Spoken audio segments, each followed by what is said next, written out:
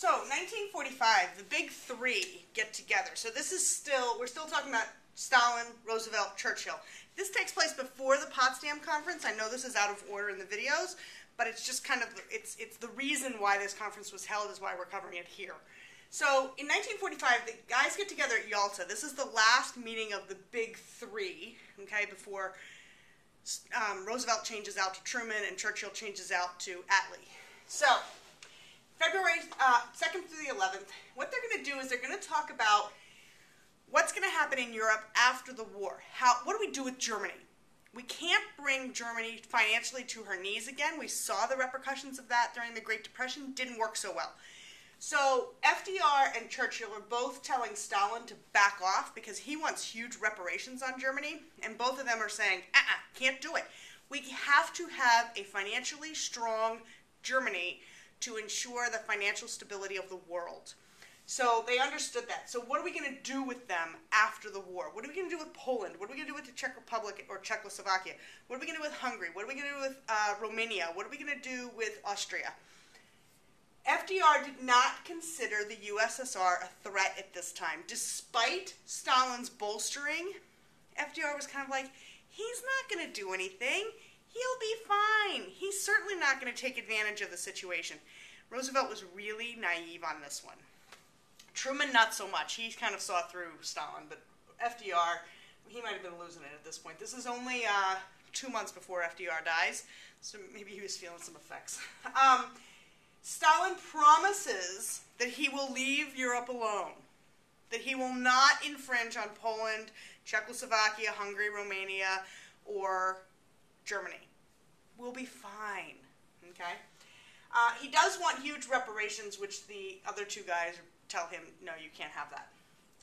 They also decide to form a United Nations. Now, the United Nations is going to go under charter in April of 1945, about 13 days after Roosevelt dies. The first United Nations meeting is held in San Francisco. And what they decide is it's going to look a lot like the League of Nations. Its job is going to be to deter violence, to deflect it, to work things out, to work as a mediator. Okay? They're also going to set up in the United Nations a Security Council. Now that Security Council is going to consist of 5 big members. So you have the big 3, now you got the big 5. Are you ready for this? So the big 5 are going to consist of all the allies coming out of World War II, England, France, United States, okay, and the Soviet Union. And it's also going to consist of the biggest nation population-wise in the world, China. Okay, so that's your big 5. U.S., Great Britain, France, USSR, China. Any one of those nations, according to the Charter of the United Nations, can veto anything, and the veto will fly. Okay, so that's become kind of precarious over the years because we don't do things if we know they're going to get vetoed. Now, the U.S. and the USSR, what's our relationship? So we kind of go into this Cold War for the next 45 years with the USSR, and it never escalates to full-scale war between the two sides directly, but it has little kind of offshoots that occur here and there. So we kind of grumble over Cuba for a while. We do more than grumble over Vietnam and Korea. That's really where we see sort of the Cold War sort of bounce up in escalation and then kind of cool off again. We're going to see it first with Greece and Turkey, which we'll talk about in just a minute. So the USSR, in an effort to defend its western border, because they had been invaded by Napoleon, they had been invaded by Hitler, they were done being invaded. So in order to set up their western border so it was secure, they decided to create a buffer zone. So despite his promises here, Stalin goes in and he takes political control of Poland, communist, Czechoslovakia, communist, Hungary, communist, Romania, communist. And then, of course, we'll talk about what he's going to do in Germany. But he creates this buffer zone around the western border of the USSR so that if you're going to invade the USSR, you got to come through there first, through that buffer zone. And hopefully, it was the hope of Stalin that they would be able to deter any attacks coming that direction. Now, how are we going to do economically? The post-war world, economically, is going to be largely controlled by 2 things. One is going to be the International Monetary Fund. Their job is to regulate currencies so that nothing gets out of control like Germany's currency did during the Great Depression, okay, during the 20s and the 1930s. So that's the International Monetary Fund. Regulate international currencies. Make sure they stay on an even keel with trading, okay?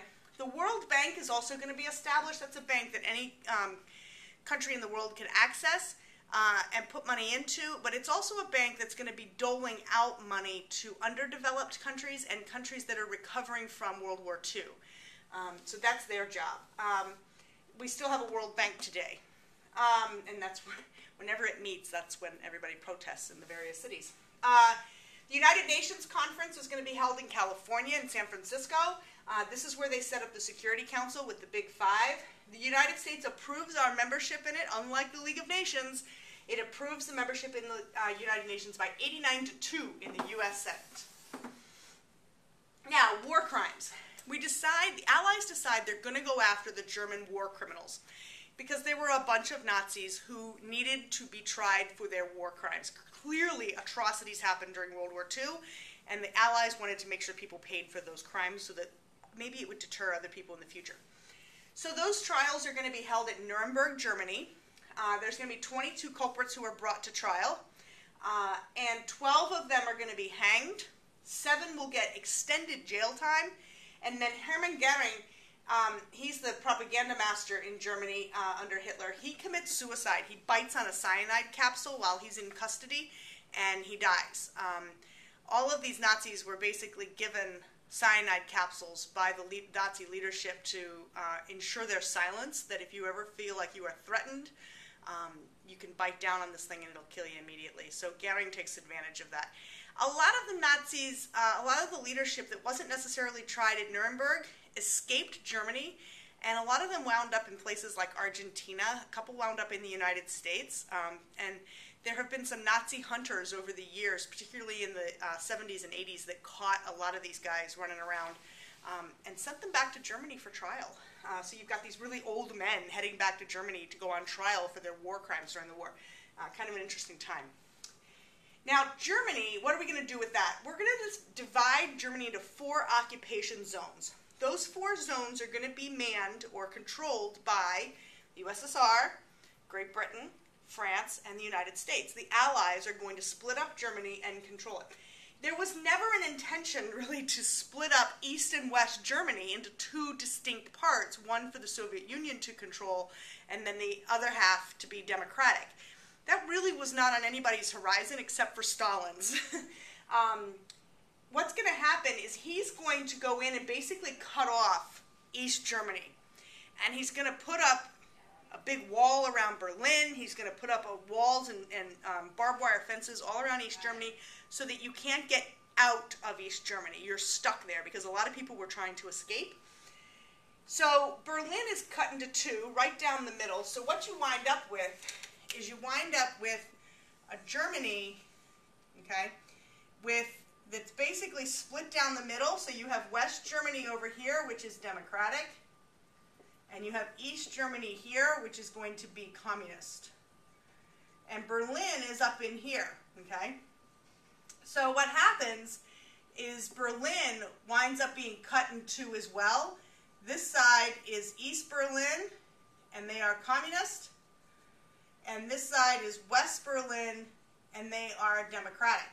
But Stalin didn't want anybody getting out of the east and going to the west, so he walls everything off, puts barbed wire fences and so forth. He does this in all of the communist nations, Czechoslovakia, Hungary, Poland. I was in Hungary years and years and years ago when I was in high school, and I sound old now, and the barbed wire fences, the guys with the machine guns were all standing there, like standing guard, because it was, the communism still existed when I was in high school. Don't laugh. So in 1948, the Soviets cut off all access to Berlin. They basically wanted to starve the democracies out. Okay? They didn't want them having any access to anything. So we couldn't get trains in, we couldn't get cars in, we couldn't get motorcycles in, nothing. So what the Allies decide to do is they run what's called the Berlin Airlift. And we literally flew planes over Berlin, West Berlin, and we dropped by parachute tons of supplies. rations, food, whatever people needed to survive, we were dropping through this Berlin airlift. It was a huge undertaking, but we did it for months before Stalin sort of backed off. Okay? Now, the Cold War. One of the U.S. top diplomats was a guy named George Kennan, and he was a Soviet expert. And he came up with this idea of containment policy, that we needed to contain communism or else it was going to spread. This was sort of the precursor to the domino theory, which means that if communism sprouted up anywhere, it would take down neighboring countries just like dominoes. So this was containment. We had to contain communism. Let's not go after them directly. Let's just contain them. Truman, he buys into this whole get tough with Russia thing, though. He really does not want to take any crap from Stalin. The buck stops here, give him hell, Harry. This is where Truman really shows his true personality. And there was this real issue with Greece. So Greece was sort of protected by Great Britain, but when the USSR starts making overtures towards Greece to bring them under communist control and starts sending in troops and so forth, Great Britain didn't have the means to fend off the USSR. So they call on us. Well, we went in, we didn't send troops into Greece and Turkey, but we did send $400 million. And what we said basically was, all right, if we're going to protect these countries from communism, we need to do it financially and provide them with what they need to survive. So the Truman Doctrine is drawn up. It's sort of like the Monroe Doctrine, except that it applies to expansions of communism, particularly in Europe. That we're not going to let it expand any further than it already had. Okay? And Truman wants to truly get tough with Russia. Okay? The Marshall Plan is also drawn up. James Marshall is the Secretary of State under Truman, and he comes up with a plan to keep Europe financially healthy for the foreseeable future, okay, to help them recover from the war. Sort of like the Dawes Plan from World War I, but this is the Marshall Plan. So we're going to give out $12.5 billion over the next 4 years. That's a ton of money. And we're going to give it to 16 countries that were at any time needed the money to redevelop or to fend off communism. Okay? We also see here the development of Israel. Now, Israel became a refuge, basically, for European Jews who were displaced by the Holocaust. So Hitler and his cronies had done so much damage to the Jewish psyche that millions of people felt they needed a new place to start because Germany clearly was not a welcoming place for Jews in the 1940s. Different story today, but back in the day, the Jewish folks really had it rough. So they decide to leave Europe and go back to their ancestral homeland, which happens to be this British territory called Palestine. Now, Palestine was largely populated at that time by Arabs. The problem here is that the international community has said, okay, we're going to take this piece of land because it belongs to Britain, and we're going to make it Israel. But all you Arabs that live here, you're going to have to deal with the fact that all these Jews are coming home. Get over it. And the Arabs the Palestinians who lived in Palestine, they didn't want to hear that. This was their home now. They had lived here for generations. So how do you make an agreement work here? Well, we're still figuring that out today, aren't we? We still have fighting between the Palestinians and the Israelis. The Arabs in the region from Syria, Jordan, Iran, Iraq, Saudi Arabia, they all swore they were going to starve the Israelis out. They weren't going to tolerate it. That didn't happen, largely because of U.S. and British support, but it was really a tricky situation. Still is. Rearming. We did not want to totally disarm like we did after World War I. We didn't want to get caught with our figurative pants down again.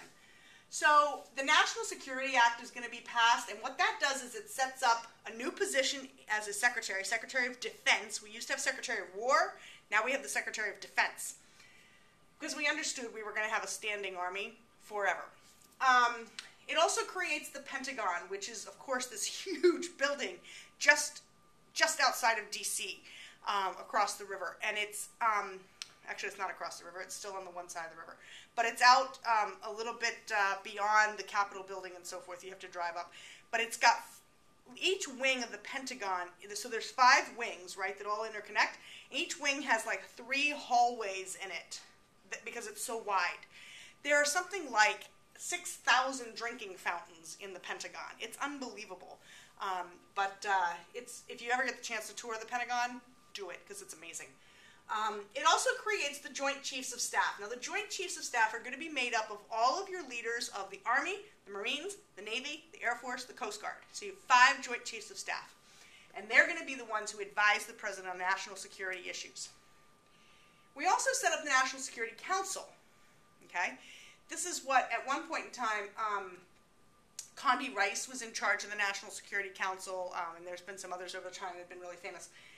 But the National Security Council are the advisors to the President with the Joint Chiefs on national security issues. Okay? Further, we go and we set up the Central Intelligence Agency, the CIA. These are your top spies. Okay?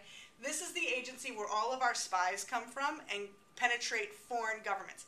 It's sort of where the FBI is a Federal Bureau of Investigation domestically. This is international. Okay?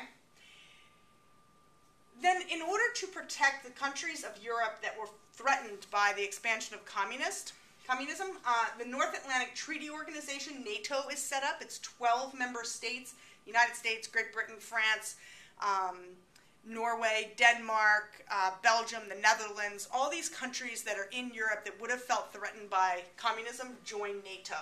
Now, NATO, of course, will have a counterpart that works against them called the Warsaw Pact, and that Warsaw Pact is all the communist countries that come together in their little organization. So we have NATO, we have the Warsaw Pact, and then eventually you'll have SEATO, which is the Southeast Asia Treaty Organization. All right, Japan. Now, settling the issues in Japan was much easier than it was in Europe because we only had, well, the United States to deal with because we were the only victors there. USSR got involved very late in the war, like 2 days before we bombed Nagasaki. So the USSR really had no claim on anything as far as the victory over Japan. General Douglas MacArthur, he's in charge of re-democratizing Japan. This is a relatively easy task, okay? Not a big deal. China, we have to deal with there because they're in the middle of a civil war. It's the nationalists versus the communists. Of course, communists were, of course, led by Mao Zedong, nationalist Chiang Kai-shek, and you've got these 2 forces fighting against each other. This is the group that would win out the communists under Mao Zedong. Okay? September of '49, the Soviets developed their own atomic bomb, largely on information that was sold to them by spies within the United States that worked on the atomic bomb here, including Julius and Ethel Rosenberg from the 1950s, who would be executed for being spies.